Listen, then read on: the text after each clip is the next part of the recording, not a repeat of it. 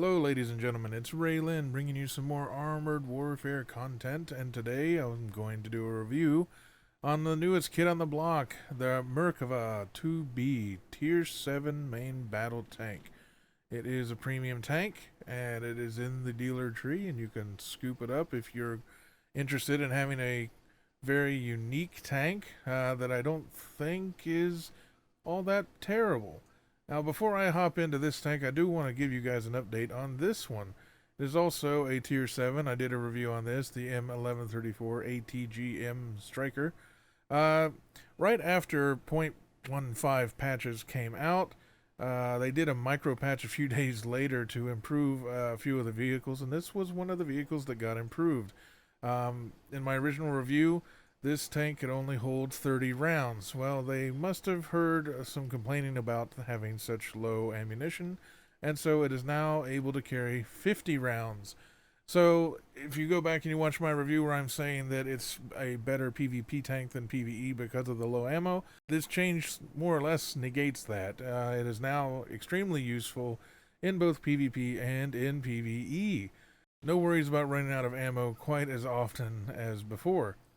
But the star of this video is going to be the Merkava 2B.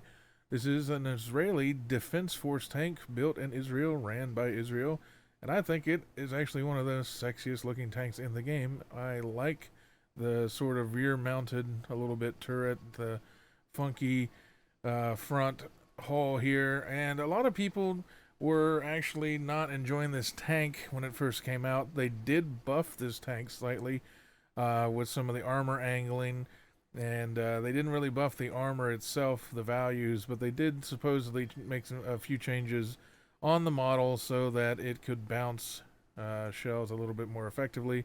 They weren't happy with it. They also increased the penetration on both its normal ammunition, the armor piercing, and its heat ammo by 20 or 30 millimeters. It ends up helping out the tank overall, and we're going to go ahead and jump straight into it. And I'll warn you right off the bat that this thing will run you 5,500 gold. If we try to purchase some gold, you will see that you will have to buy $22 worth of gold and to get 5,000 gold, and then another $5 you're going to have to throw out to get 1,000 gold so that you can afford this tank and have about 500 gold left over. So, is it worth that? It's about 27. At the end of the day, it's going to run you close to $28.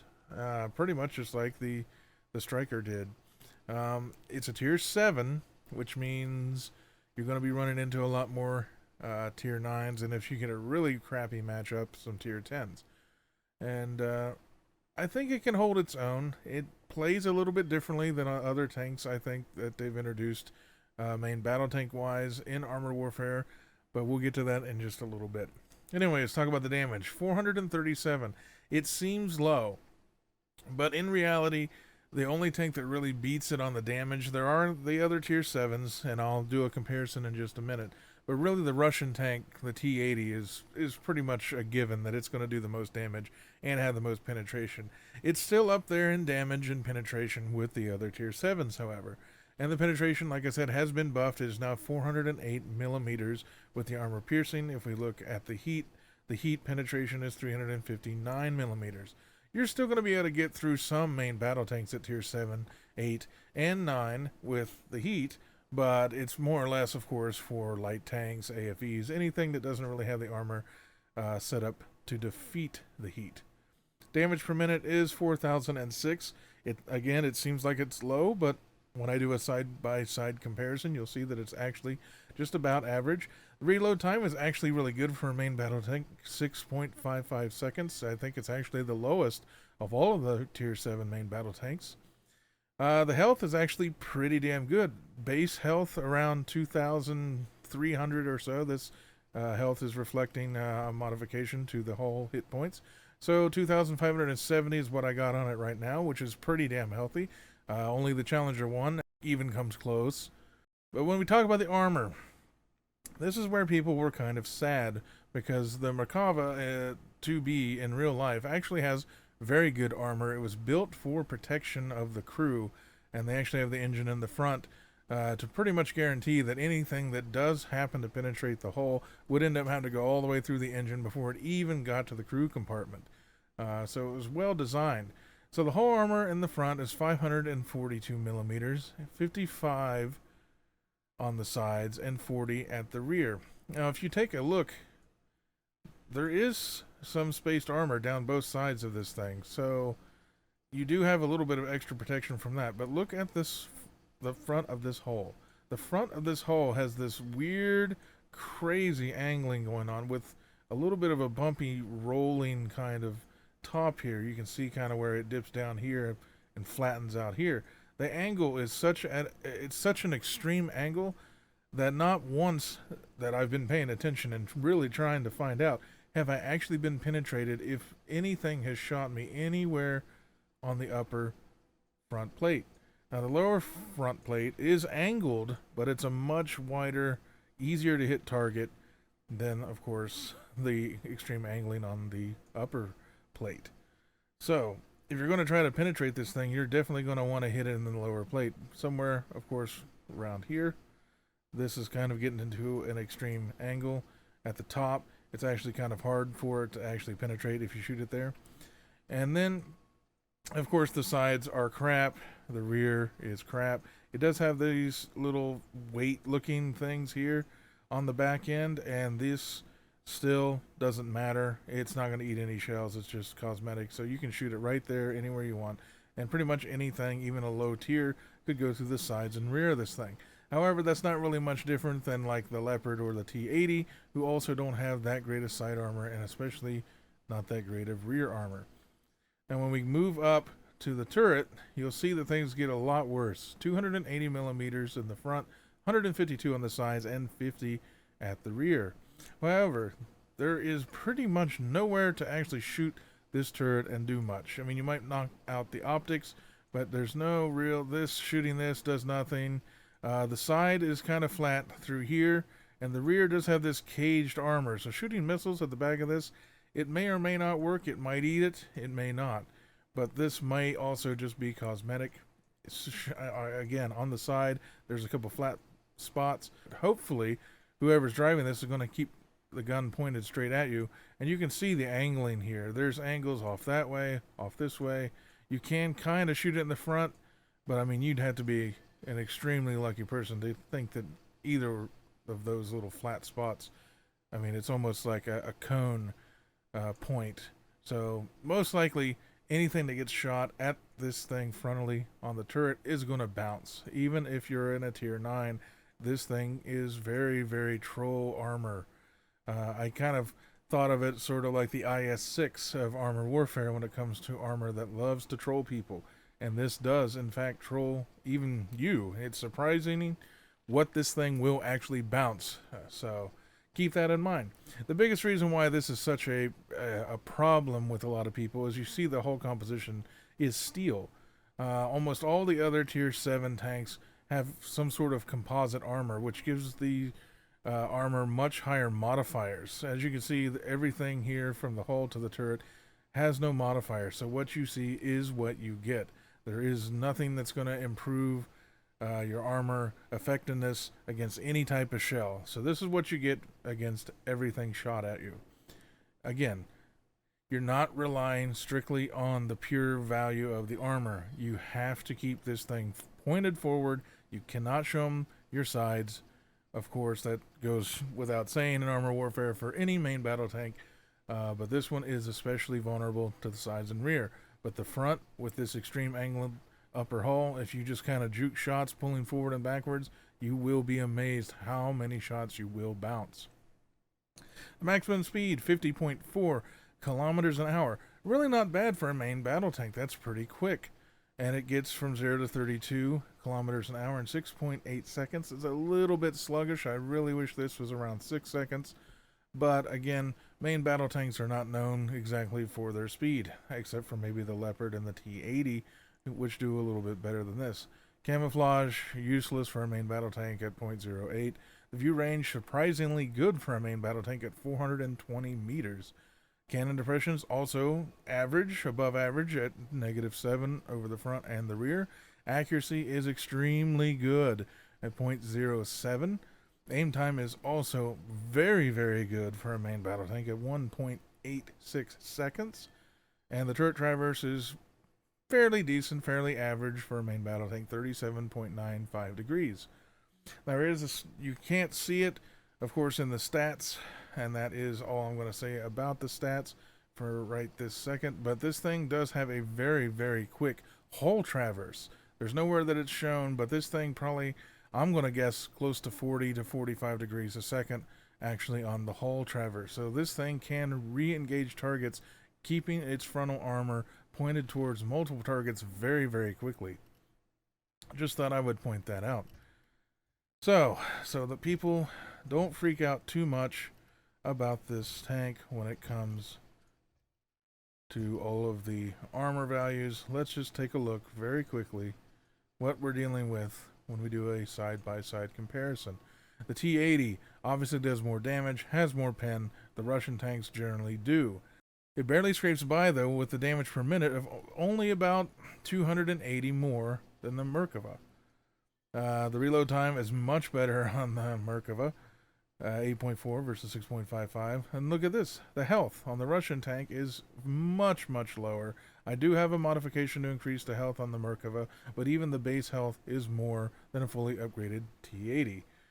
It's actually got better hull armor in the front, and almost on the side and the rear on the hull. But, of course, the T-80's hull modifiers will make that much more effective. The turret is obviously better on the T-80, but the max speed is much better on the T-80. This is one of the faster tanks, but it also gives up a lot of weight and protection for that. So obviously it's much faster, 5.86 seconds, 0 to 32. Same gun depression of 7 over the front, but half that over the rear. Accuracy is worse, aim time is much worse, turret traverse is a little bit better. So as you can see, this is flat out going against the best of the best when it comes to damage and pen. So that's probably its biggest advantage over the Merkava. The Challenger. But I'm going to skip the Challenger and go right to the Leopard. I want to save the Challenger for last. The damage, again, is higher on the Leopard. The penetration's a little bit higher. But the DPM isn't quite as high, and that's because the reload time is pretty much 1 second longer on the Leopard than on the Merkava. Hit points is the same as the T-80, much lower. The hull is obviously still lower, almost half as much as the Merkava, and the side and the rear, it's almost the same. But of course, again, you have layered steel composite armor, so the modifiers are much higher. The effectiveness of the hull armor and the turret armor is going to be much better. Turret, Leopard wins hands down. The Leopard, of course, are built for speed. They're definitely much faster than the Merkava, and it gets there much quicker. The view range is actually less, so the Merkava does definitely out view range the Leopard. Leopard does win in gun depression over the front, but loses very much over the rear. The accuracy is worse on the Leopard. The aim time is much, much worse. And even the turret traverse is worse. So again, here, there's not a whole lot. When it comes to the speed, it seems to be the Merkava's biggest problem. And then the mighty Challenger 1. Everyone loves the Challenger, and they actually had a premium version of the Challenger. And honestly, if the Challenger 1 wasn't as good as it is, I would think the Merkava would be seen in a much better light than it does. Because we look here, the damage on the Challenger 1 is a little bit higher, but the pen is a little bit less. The damage per minute is much lower because of that reload time being much higher. It does beat the Merkava in health by about 300, but it does have 2 slots for armor, and thus can increase its health a little bit more than the Merkava can. And obviously nothing's going to stand up to the hull or the turret armor on the front and the sides of both on the Challenger. It is a big block of iron that just doesn't want to go anywhere. Surprisingly, it's still faster than the Merkava, and it just ekes out 0 to 32 kilometers an hour, just slightly better at 0.3 seconds faster. So the overall speed between these two really isn't a major factor. This is a much bigger tank. It's much more vulnerable when it's out there in the open. So, but even the view range, look at how much the view range, 60 meters less on the Challenger 1. The Challenger 1 is as blind as a bat compared to the Merkava. Same gun depression over the front, half that over the rear, worse accuracy, much worse aim time, and much slower turret traverse. Keep in mind also that this tank has all of these tanks, even the Leopard and the T-80, the hull traverse are a little bit slower than the Merkava's hull traverse. So as you can see, it's not exactly a really bad tank. It's just I think people had it in their minds that this tank was going to be much, much better than what it turned out to be. When you're thinking tier 7, you're starting to get up there where you're going to need a lot more armor. But even with the armor values you see here, on paper this thing should suck. It should really, really be a very bad tank. In reality, in practice, it does really, really well. I'm finding myself doing well over 12,000 damage a game. Now this is in PvE, but over 12,000 damage a game I can pull on this, and nearly 7,000 to 8,000 damage blocked by my armor, just by the fact that I can put my front up in front of an enemy and go back and forth like this to force them to hit pretty much this entire rounded, sloped upper plate, and it's just going to ricochet. I've definitely bounced a lot of higher tier tanks than me off my turret and my upper plate. The turret is where you're going to start praying that it bounces, as opposed to your upper plate, which it's pretty much guaranteed to bounce if they pretty much hit anywhere along here. It's just a crazy amount of bouncing. I did notice, however, that it seems that the tracks on this thing don't have much health. It's very easy to get tracked in this, even by auto cannons, and especially by the bots. It's kind of a pain in the butt. So keep that in mind, that if you can't really move to kind of keep juking the shots and turning your front to face enemies, if they blow your tracks off, you might get in a lot of trouble really, really quick. Overall, I think the tank is good. A lot of people think that this should have been a tier 6. It doesn't really have the armor or mobility to hang with the tier 7s, but that's not really the case. At least for me personally, especially in PvE, I think this tank does really good as a tier 7. It's not the best tier 7. It is a side grade to almost any of the others, but you have to pick your poison. If all you want is alpha and high penetration, you're going to go with the Russians anyway, and it's a T-80 all the way. But this doesn't play like any of the other tier 7s. It doesn't look like a palette swap like the Wolf Challenger 1. So it's really unique, and it can and will probably get some more fine tuning as more and more data comes in, and the developers of Obsidian are watching to make sure that this tank does really well. Right now, though, at $28 roughly, it comes down to your personal choice on whether or not you like this tank or not. I bought it just flat out for the looks. I thought it looked cool, and it is, one of the premium tier 7s. If you didn't get a chance to get one of the Challenger Wolf tanks, this is a very good, in my opinion, tier 7 main battle tank. It's the only premium main battle tank at tier 7 you can get. It may have been over tiered. So a lot of people think it should have been at tier 6. If this thing was at tier 6, I think it would do much, much better.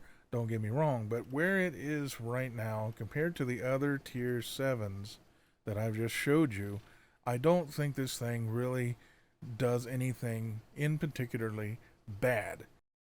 Anyway, that is, in a nutshell, the Merkava 2B. So let's go ahead and talk about the commanders. Of course, as always, I like using Maximilian as my commander. If you don't have Maximilian, you're going to have to use your best judgment.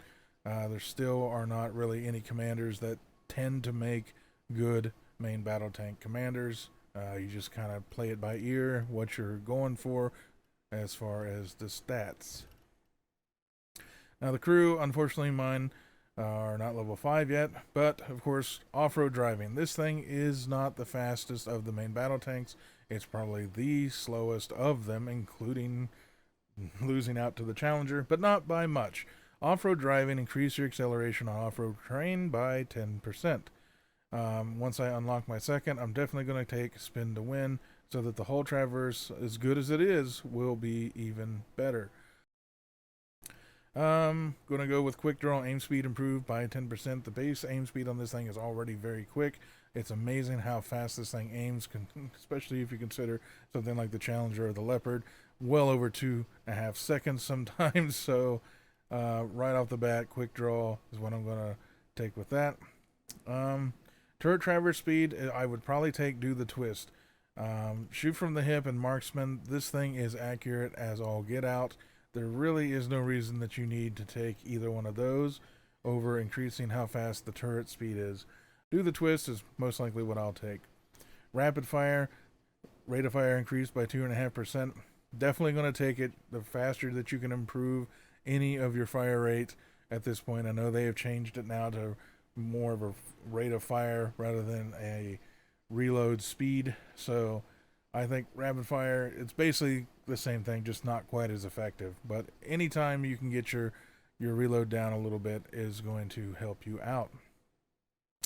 The second skill, it's not really going to be much that you can do. Probably ammo swap speed improved by 20%, especially if you load up multiple of your shells and you flip back and forth between them. That will definitely help you out.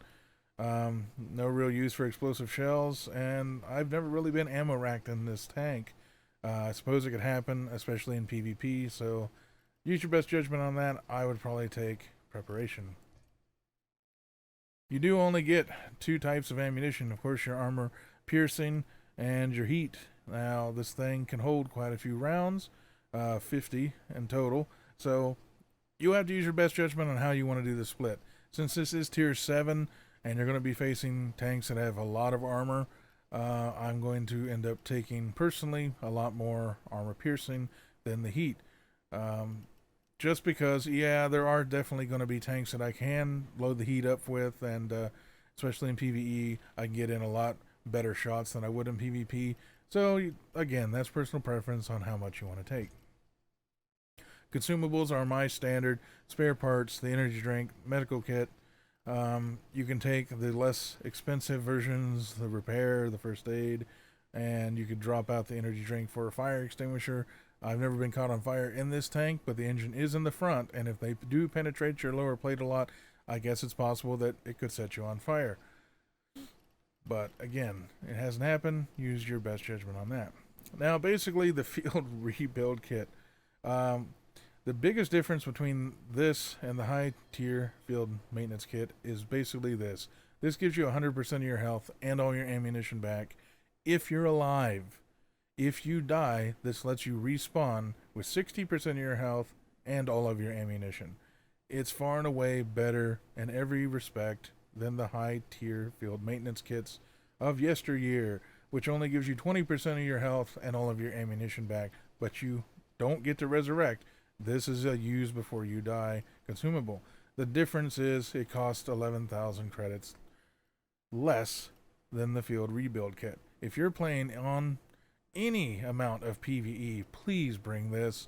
If you can't afford it, at least bring the high tier field maintenance kit, or the mid or the low, depending on what tier of tank you're driving, because I ended up losing a game in my Challenger 1 and I felt kind of bad because I thought my teammate had ammunition, so I moved out to start blocking shots against another tank, and it wasn't until several seconds later that he yelled in chat that he was out of ammunition.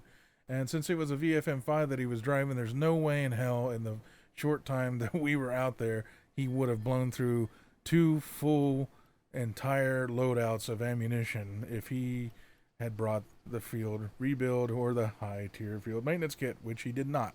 So please, it helps out. Believe me, it's very effective. Retrofits. This does get a universal slot, a armor slot, and a firepower slot. It does not get 4 retrofit slots, however, so keep that in mind. Of course, the damage on the Merkava is a little bit low, so I took experimental propellant to increase its damage. The armor slot, no brainer there. I want more health, because this thing does have armor, but not quite the kind of armor that you would expect. So getting about 9.38% more health is always good. And I bring the chrome barrel lining, because again, it's adding more damage, and it does make the tank a little bit more accurate. You could flip these around, you could do whatever you want when it comes to the universal slot, and the firepower slot. Use your best judgment on that, and this is what I'm bringing on mine. I do have a PvE replay I want to show you just so that you understand how good the armor is. It's actually pre-patch, so you'll see how good the armor was, and then after that you can decide, after they've buffed the armor in the front, just how good this thing will perform in PvE. So stick around, I'll see you on the battlefield. And here we are on the Dire Wolf map.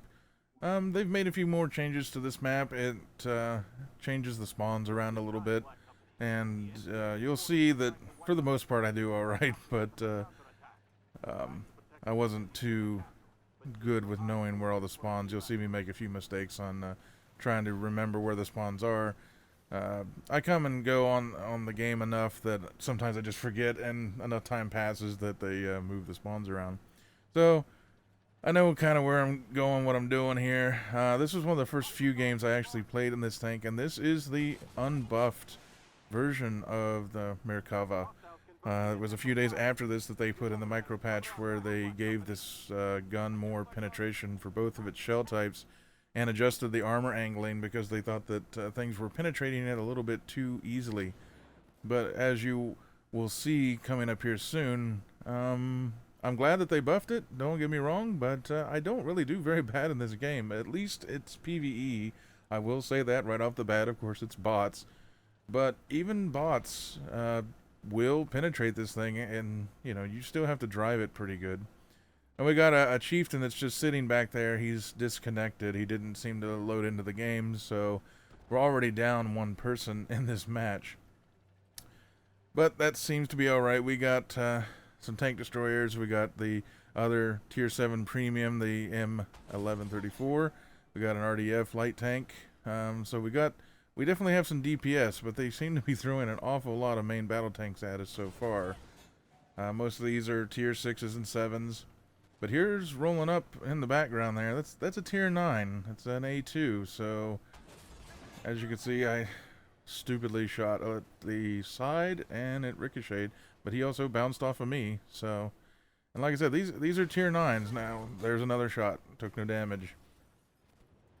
You know, as you can see, you show the sides of any of these tanks, even a tier 9, it's still going to go through. The sides and the rear of these even seemingly indestructible main battle tanks are still crap. I mean, I'm shooting right through, and this is the unbuffed penetration, so it was about 20 or 30 millimeters less. So it was under 300 millimeter or 390 millimeters of penetration before. Now it's a little over 400. Extreme angle on the Leopard, and here comes the Stingray 2. The Stingray class generally have very good penetration for their tier, so I was kind of worried that he was going to make it, but luckily my team did finish him off before he got close enough to spot me. And as you can see, the 420 meter view range is actually really good for a main battle tank. I mean, I can see all the way up to the hill while still being in cover of these buildings in case I was to get flanked by anything, really. But it's time to move up, and you can see, I mean, I'm cruising along almost up to 35 kilometers an hour.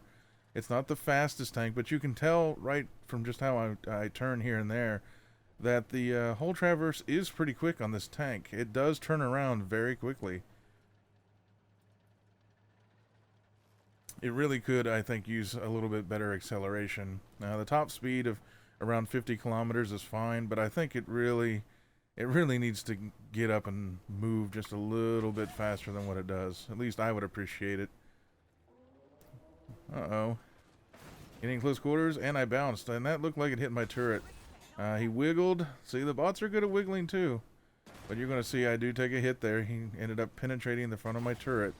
Like I said, the Stingray classes definitely have more penetration than the average main battle tank, or AFV, of course. Now here's where I was talking about the turret traverse is a little bit slow. I thought I was actually aimed on him, and I ended up not actually being where I thought I was, and I flubbed the shot. I took a hit from behind, from our little buddy right here. And my team helps me finish him off. Another Stingray. It seems like it's main battle tanks and Stingray day and Dire Wolf. Now I knew that there were going to be tanks out there in the field. I just didn't know which ones. He's getting pummeled at, say it, the type, yeah. The Chinese tank getting hit pretty hard. It's only a tier 6, so he's not really going to stand up to much punishment. And yet another Stingray. It just keeps sending them at us, and I'm taking them pretty good. I mean, I've taken a couple hits, one from behind and one where I got penetrated through the front of my gun mantlet there from the Stingray, but more or less I haven't really taken much damage yet so far.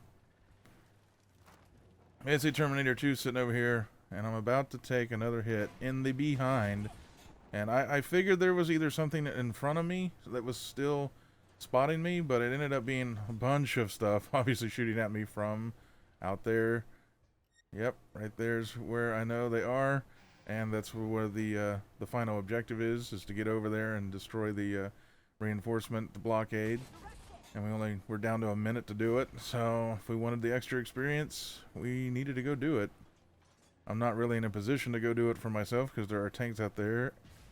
I just took another hit, got hit in the side.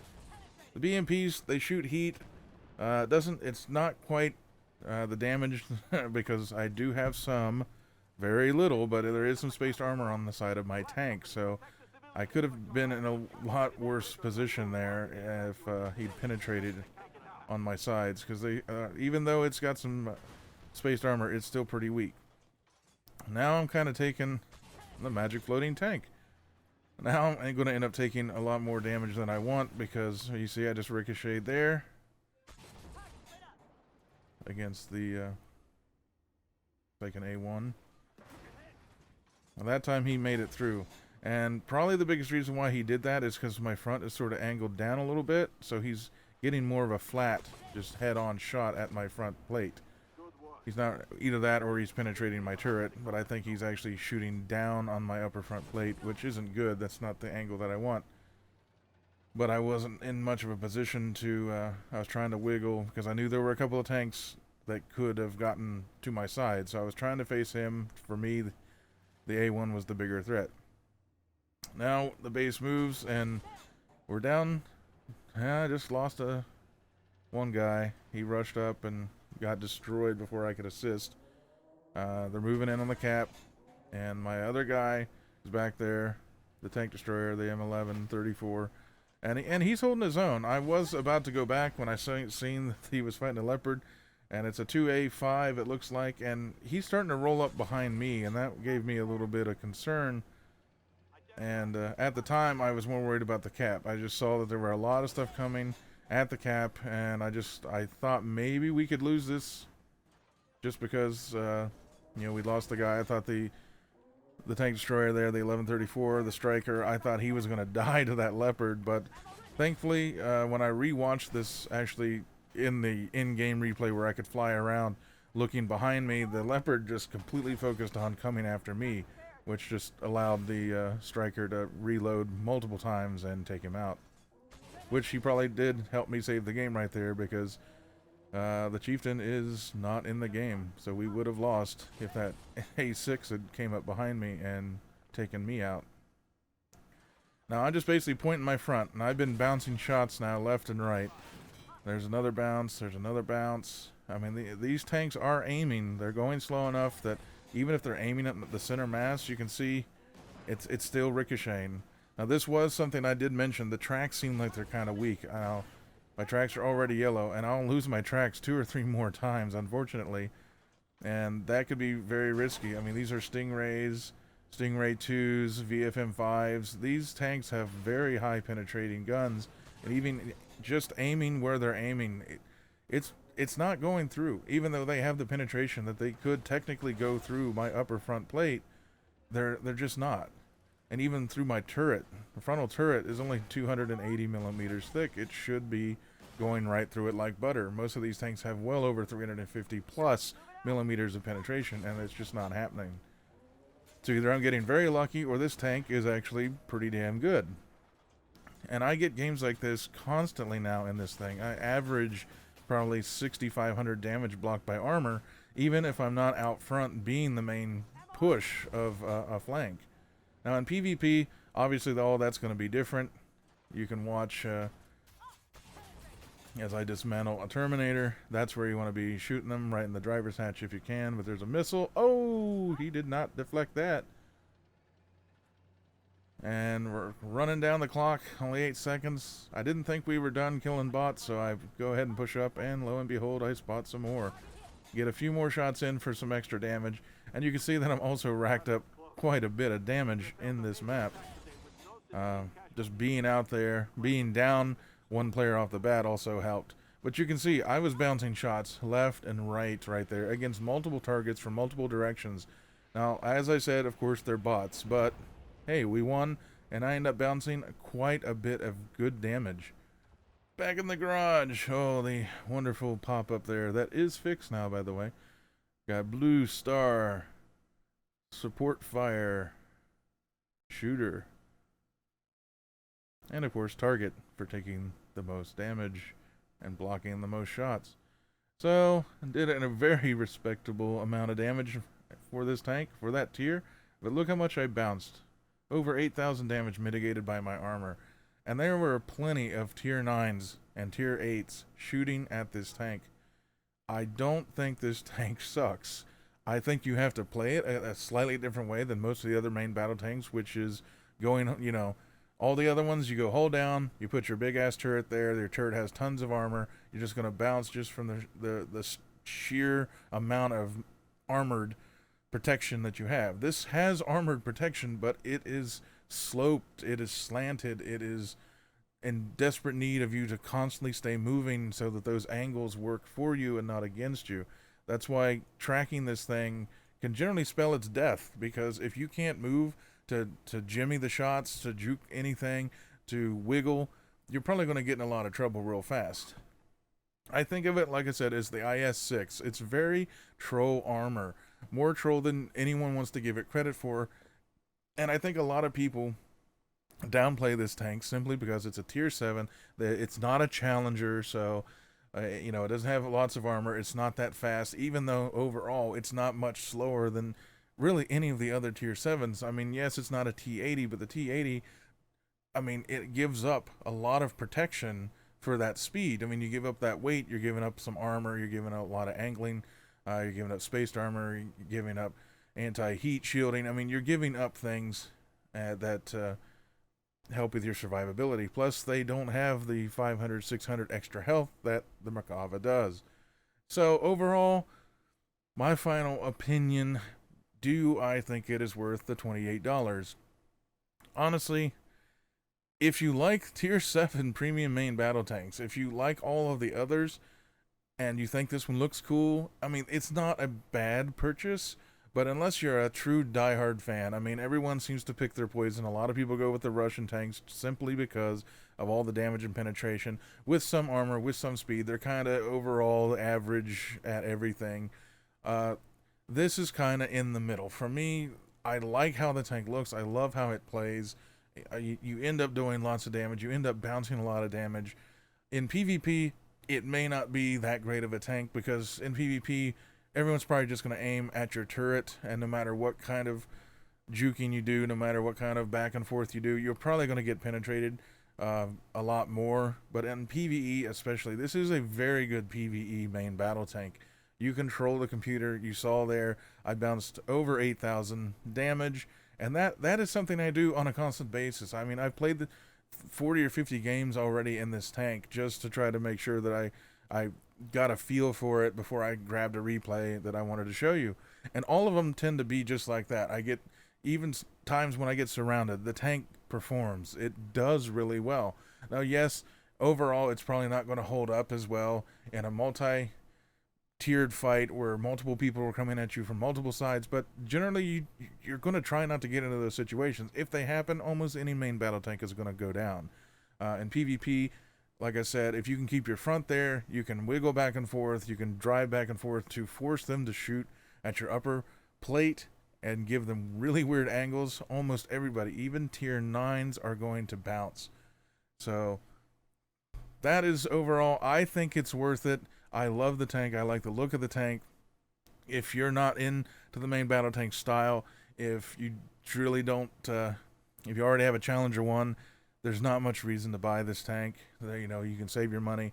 Maybe they'll buff it more. They're waiting to see if the buffs and tweaks that they gave it already will be enough, or if they have to make additional changes, give it additional armor. It does have its disadvantages, but I think the tank is a lot of fun. It's one of the most fun main battle tanks that I find that I really enjoy in the game. So overall, I like the tank. If you're a tank collector, go for it. It's cool. It's unique. It's not really as bad as everyone else says. Maybe it's not a Challenger 1, but I don't think really anything is. Anyway, that's going to do it for this video. I hope you enjoyed it. If you did, please press the like button down below. It really helps out the channel. If you haven't had a chance to subscribe, please do so. You can click down at the bottom of your screen, and that'll give you the latest updates when I put up a new video of any kind that I think you're interested in. And as I mentioned in my last video, I do have a new email address. It's down in the description below. You can send me Armor Warfare replays. It can be PvP, it can be PvE, it can be funny replays, artillery replays. There's no real restriction. I just want to start to build up a few nice looking games that I can kind of do some shout outs to you guys and gals that are helping me make my channel grow a little bit and get the numbers up. And I want to kind of give back by picking out some really funny replays that I think everyone would enjoy and get a kick out of, just to help bolster the game. I know it's not doing as well as a lot of people wished it was doing, so I'm just trying to get more videos out there on the game. And I know people can send in replays now. Now the replay system, I will admit, has its flaws, and so don't expect, you know, all the World of Tanks stuff until they get in there and give me a definite way to do a third person and get inside the tank and see how the player is actually aiming. But it gives for a little bit more of a cinematic feel. You can fly around the battlefield, we can have some entertainment, and I think that's, you know, also pretty good too. Anyway, that is going to do it for this video. Send in those replays, as many as you want. Make sure to send both files. I do need both, or the replay will not work. And alright, that's all I got. Take care out there, and I'll talk to you next time.